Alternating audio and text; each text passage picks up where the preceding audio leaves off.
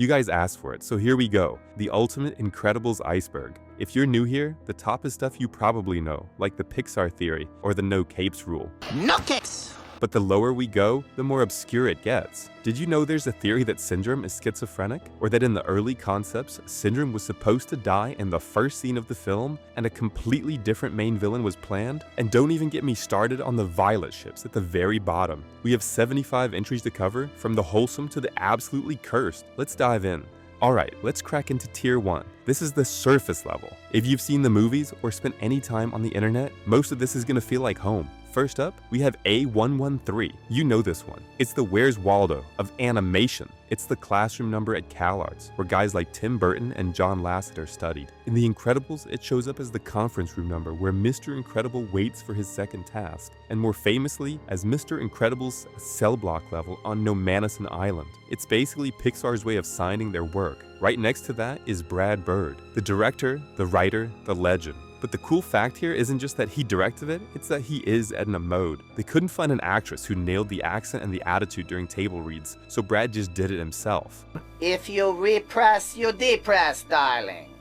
To impress, you must express. And honestly, nobody else could have done it better. Then we have the Pixar Theory. This is that massive, sprawling fan theory that claims every single Pixar movie happens in the same timeline. The Incredibles plays a huge part in this because of the AI. The idea is that Syndrome's Omnidroids are the early prototypes for the machines that eventually take over the world in WALL-E. So yeah, the Parr family was fighting the prequel to the robot apocalypse. Next is Jack Jack Attack. If you owned the original DVD, you remember this? It's the short film showing what happened while the family was away. We see the babysitter, Carrie, getting absolutely traumatized by Jack Jack manifesting his powers for the first time. It fills in the plot hole of who was watching the baby. Moving down, we hit the traumatized Mr. Incredible meme. People who know versus people who don't know. This meme format completely took over the internet a couple of years ago. It takes the concept of Bob getting beaten down by life and turns it into pure nightmare fuel. It's funny how a scene about a midlife crisis became the template for every disturbing fact on Reddit. This one is easy to forget now, but this was Pixar's first human-centric film. Humans are hard to animate, especially hair and cloth simulation. The Incredibles was a massive tech demo. They had to invent entirely new software just so Violet's hair wouldn't clip through her face, because it was so realistic and action-heavy. It got the PG rating. This was a huge deal at the time. It was the first Pixar movie to get slapped with a PG rating because of action violence. I mean, Syndrome literally gets shredded by a jet turbine. It wasn't exactly Finding Nemo. Speaking of theme parks, we've got the Incredicoaster. Over at Disney California Adventure, they took the old California Screamin' Coaster and rebranded it. It's actually got a storyline where you're trying to catch Jack Jack. It smells like cookies in the tunnels. It's great, and that brings us to the two words that define the franchise. No capes. It's a funny montage, sure, but it's also pretty dark. On the music side, we have Michael Giacchino. The score is incredible, pun intended. It's got that 1960s jazz band Spy flavor. Let's address the elephant in the room. Fantastic Four comparisons. Let's be real. The Incredibles is the best Fantastic Four movie ever made. You've got the strong guy, the Thing, the stretching leader, Mr. Fantastic, the invisible girl, Sue Storm, and the Human Torch, Jack Jack. Pixar just took the Marvel formula and made it a family drama. Then we have a couple of modern additions. Auntie Edna is a short from The Incredibles 2 home release. It's basically a director's cut of Edna babysitting Jack Jack, showing us exactly how she designed his suit to handle the fire. And finally, at the bottom of the tier, the Tricycle Kid meme. That kid, waiting on his porch, watching Mr. Incredible lift a car in a fit of rage. He's the audience surrogate. He sees this insane display of strength and just drops the line, "That was totally wicked!" And you know what else is totally wicked? Dropping a like. Thanks, Finn. So, that was the surface level. Now, we're wading into the shallow waters. This is where the details get specific, and if you weren't paying close attention, you definitely missed them. First, let's pin down the timeline. The movie feels retro, but the entry 1962 confirms exactly when it takes place. If you pause on the newspaper Bob reads, the date is right there. This context explains the entry New Map. When Dash complains about his homework, he's not just whining. He's referencing a real, controversial teaching method that was actually introduced in American schools in the 1960s. No, that way. Why would they change math? Math is math. okay, Math Dad. is math. The writers really did their homework. The movie's look also has specific inspirations. The entry Johnny Quest refers to the classic 1960s cartoon that heavily influenced the character designs and the sharp, angular art style of the film. Now for the production secrets. Let's start with out-of-breath method acting. The voice of Dash, Spencer Fox, was a child actor. To make him sound genuinely exhausted in the jungle scenes, Brad Bird made him run actual laps around the studio before recording. Then we have the cameos. Bomb Voyage in Ratatouille refers to the French mine villain from the start of the movie.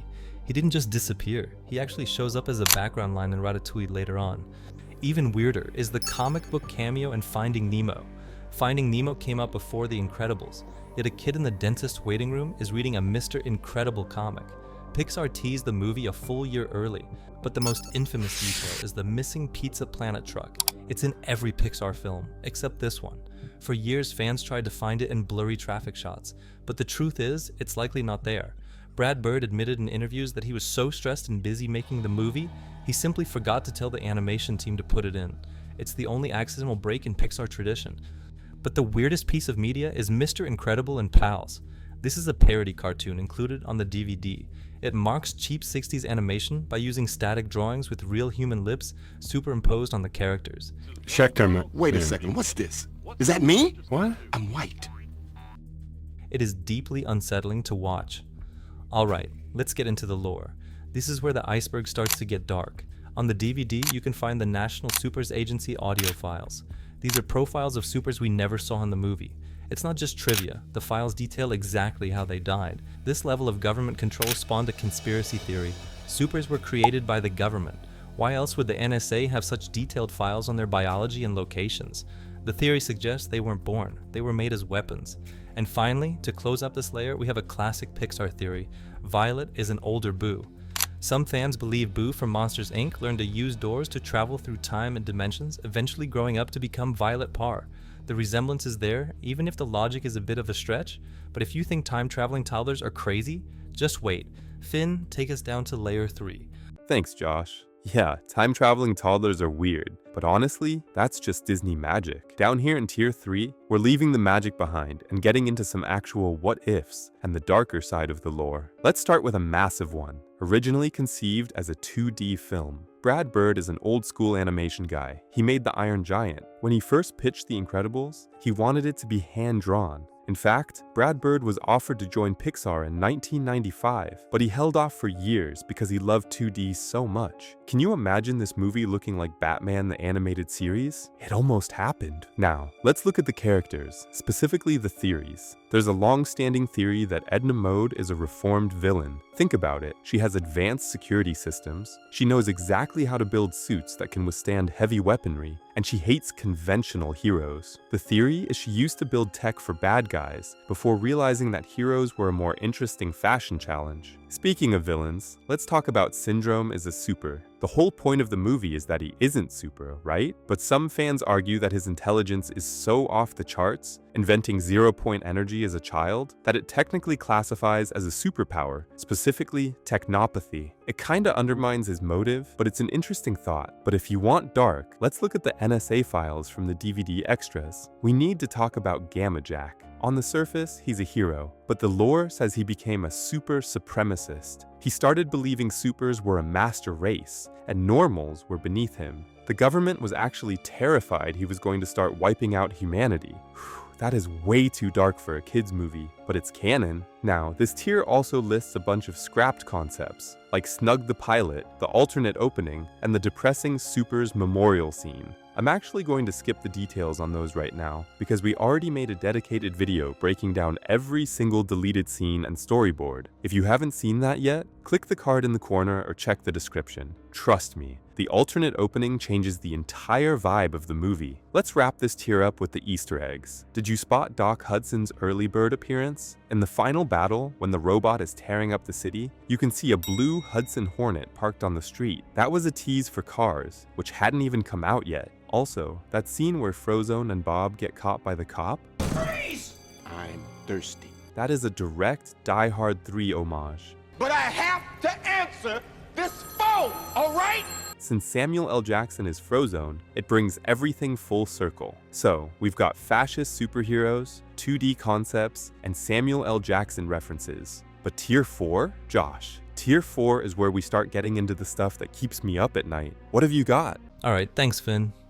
Layer 3 was interesting, but now we're hitting the pressure zone. Block 4. This is the deep water. These are the facts about the chaotic production and theories that change how you see the characters. Let's start with a massive industry secret. Incredibles 1 forced changes on Fantastic Four's script. The 2005 live-action Fantastic Four movie was in production at the exact same time. But because the Parr family essentially is the Fantastic Four, but better, the live-action movie allegedly had to rewrite entire scenes and special effects just to avoid looking like a cheap ripoff of a cartoon. The characters themselves could have looked very different. The entry, Harrison Ford, refers to the fact that Brad Bird specifically used a young Harrison Ford as the visual inspiration for Bob Parr's face. If you look at Mr. Incredible's weary, cynical expression, you are basically looking at Han Solo. I love you. I know. The sound of the movie also has a lost history. And John Barry, the James Bond composer, quit the film because he refused to write cartoon music. Now, let's look at the lost supers. These are heroes and villains mentioned in deleted files, but some of them actually escaped into other media. Take Brain Freezer. He never appeared in the movies, but he found a home as a villain in the LEGO Incredibles video game. Then there is Mesmerella, a hypnosis-themed super who was cut from the film, but eventually showed up in the official comic books. And then we have the infamous She-Lactrix. It sounds wrong, but here's the cool part. In Incredibles 2, we meet a male electric super named Helectrix. It seems Pixar took this scrapped, strangely named female character, swapped the gender, and finally made the concept canon 14 years later. But the most interesting file belongs to Blazestone.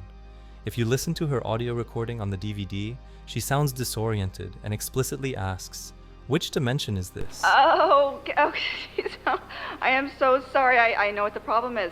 I keep on forgetting which dimension I'm in. Wait, which dimension am I in? For years, people thought this was a joke, but looking back, it confirms deep lore. We know from the movies that Jack has the power to travel through dimensions. This implies that Blazestone wasn't crazy. A quick hit of nostalgia. Mr. Incredible and Smash Flash. Before official crossovers, he was a playable fighter in the legendary fan game Super Smash Flash. If you played this back in the day, you know. But let's look at the family again. Jack has 17 superpowers. This isn't an exaggeration. If you list every power shown in the movie and the shorts, the baby is statistically the most dangerous entity in the entire Pixar universe. Now, the theories get dark. Buddy is the son of Phalange and Apogee. Look at the NSA files for these two supers. The facial resemblance to Buddy Pine is undeniable, but they appear in the database as terminated by the Omnidroids. This implies that Syndrome might have hunted down and killed his own parents to perfect his machines. Furthermore, because his parents were supers, he is a super himself. And finally, the most debated theory in the fandom. Violet is adopted. Look at the genetics. Bob is blonde, Helen is a redhead. Violet has jet black hair. Genetically, that is highly unlikely. Is she really a Parr? Or does this tie back to the government experimenting on super kids? Tier 4 was rough, but Tier 5? This is where the lore gets murky.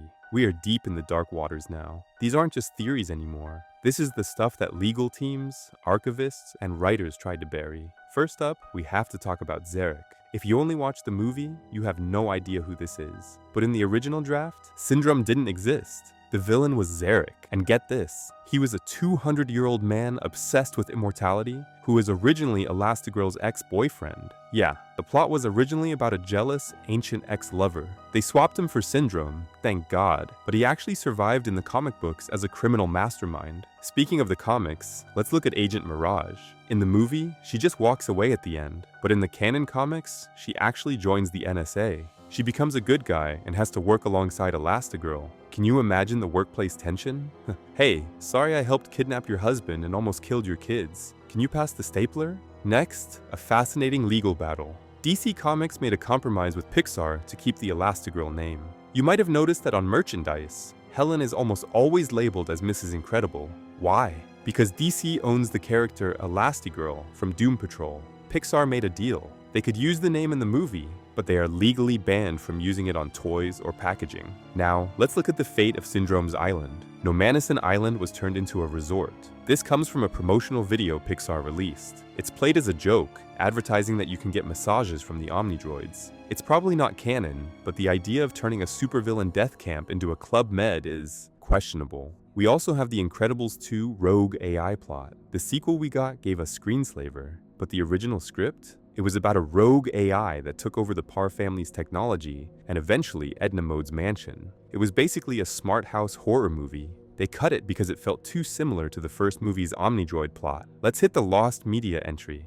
First in line promo. This refers to a set of 3 very specific promotional videos from 2004. For years, these were considered lost media, gone forever. But internet sleuths eventually found them on an old promotional CD-ROM and uploaded them to the Internet Archive. It's a deep cut for the digital archaeologists. We are almost at the bottom.